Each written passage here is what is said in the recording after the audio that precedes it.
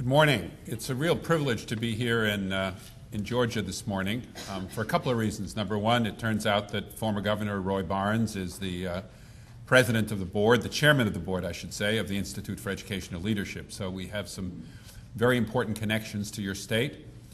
Secondly, this is the first time I've had the opportunity to speak publicly since I've become the president of the Institute for Educational Leadership. And I'm very excited to be able to be here because, as Steve indicated, the partnership is a partner with the Institute in running the Education Policy Fellowship Program, which he so appropriately described. And we run it in partnership with groups in 10 or a dozen communities and states across the country. And so it's been a real vehicle for developing the kinds of leaders who I think will increasingly need to see this larger vision of how school and community, how all of us have to be working together in order to improve the outcomes that we want for our young people. You know, in the world today, we're beginning to see people talk more about doing a lot of things at the same time, right? That's both the power and perhaps the criticism that people have made of our new president. But he sees many complex problems, and you can't just ignore one and deal only with the other. Recently, our Secretary of Defense, Bob Gates, used the words defense, diplomacy, and development in the same sentence, right? Not just defense, not just diplomacy, but development. And you see that in the challenging situations that our nation faces across the world. Some people have sort of thought about that and said, well, there's sort of hard power, right? That's the more defense-oriented, and in the education world, I would characterize that as the standards and accountability. If we're only tougher, if we only demand more, we can get the results we want. Not the wrong thing to say, but not enough. We need what some people would characterize as soft power too. The power that deals with the community, that develops the social and emotional capacities and competencies of young people, that strengthens the families around them, and that recognizes the reality in the communities where so many of them grew up, where persistent poverty is a reality that all of us know walks in the schoolhouse door. Doesn't mean we can't have high expectations, but we've got to put these things together into what I like to call smart power, and I think that's a phrase that others have used. But we can be smart. We can do the accountability, and we can do the community side and the social supports.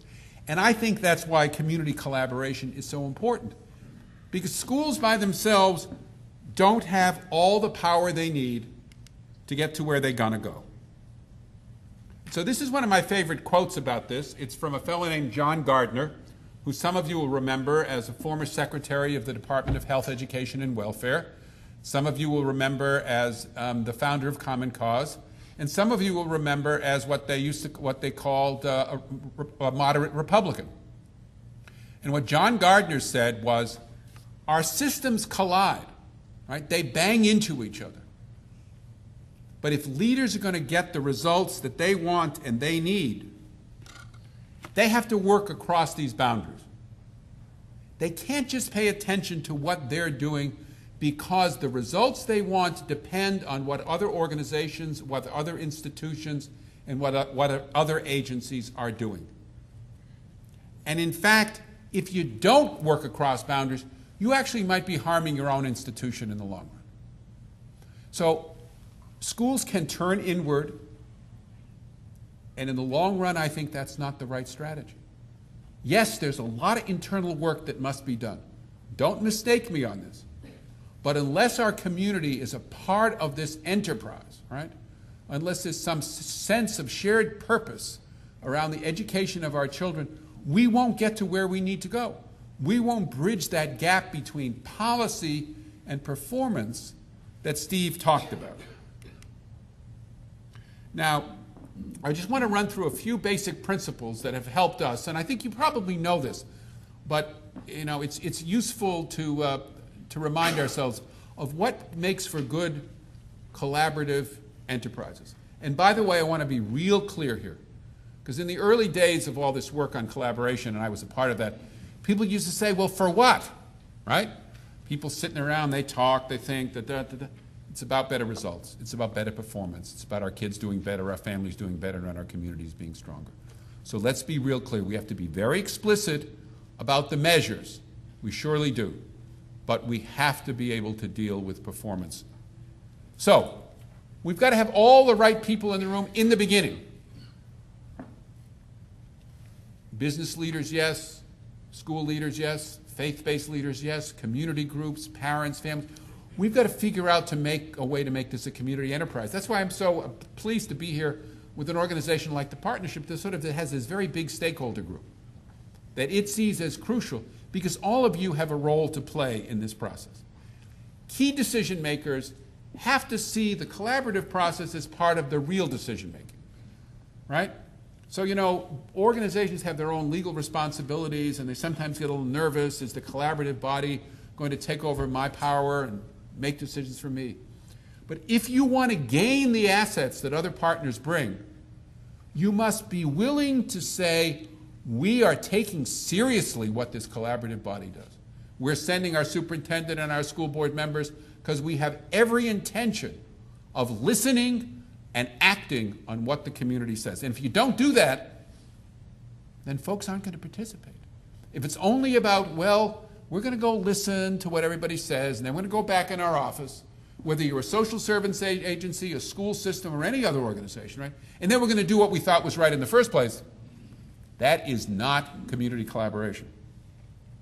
Participants have to design their own processes, right? In other words, you have to think about what you want to do together as a group. And part of that is to make sure that this process is educational. I mean, the bus trip is a great example of that. How do people get together and learn? Well, they go on a bus trip, right? And by the way, the notion of getting all the people together is the same as getting the right people on the bus. Some of you are probably familiar with Jim Collins' book, From Good to Great. And what's the first thing he says about good leaders in the business sector, but it applies across the board, right? They get the right people on the bus. Okay? So this bus is a really great image, right? Who's on the bus? Are parents on the bus? Are students on the bus? Are business leaders on the bus? Are the faith-based institutions on the bus? Who's on the bus that's driving our kids toward better outcomes? These collaborative processes aren't one-time only propositions. Should not be. You know, they're not just about a project.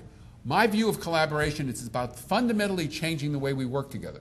If we're going to talk about defense, diplomacy, and development, then we ought to be able to talk about sustained efforts in our communities to keep working together. Because the short-term things we do may not be enough. When we come back 2 years later, the results may be better, but they may not be good enough. So we've got to continue this process of working together and make sure it is effective. And that means we proceed in phases. I'm going to show you a spiral that we've used in the past that will lay that out more clearly. But the other thing that's really important is the meetings have to be effective.